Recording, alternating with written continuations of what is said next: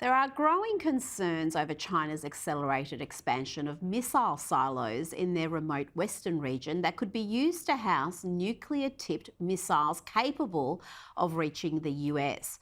Meanwhile, also in China, we've seen harrowing footage emerging from Shanghai showing desperate people who have run out of food and essential supplies as China locks down millions of people in a futile attempt to stop the spread of Omicron. Joining me now to discuss is the Director of Defence Strategy and National Security Program at the Australian Strategic Policy Institute, Michael Shoebridge.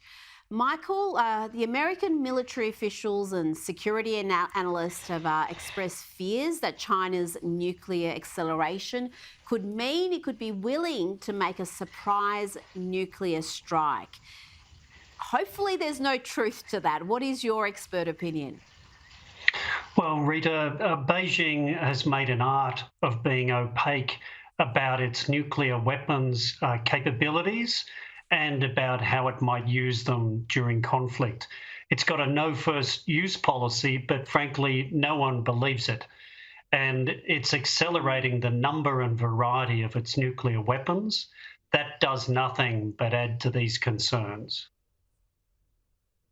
Well, there are estimates that China's nuclear arsenal is in the low hundreds of warheads, but that arsenal is expected to grow to 1,000 warheads by the end of the decade. And the report also indicates that Chinese leaders see a stronger nuclear arsenal as a way to deter the US from getting directly involved in a potential conflict over Taiwan.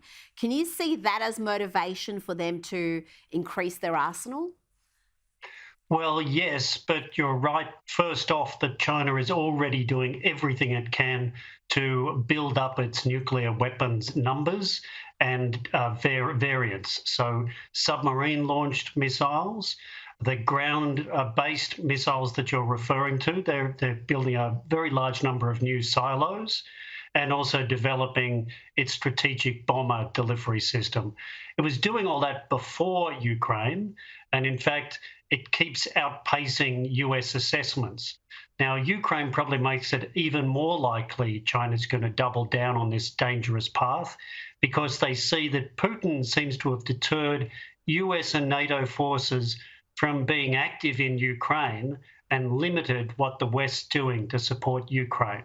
So that's the new factor here.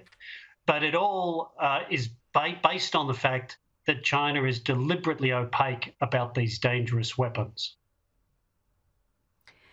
And would that be a successful strategy if they do increase that arsenal and the US fears that they may use their nuclear weapons to strike the US? Will they back away from getting more involved if China invades Taiwan?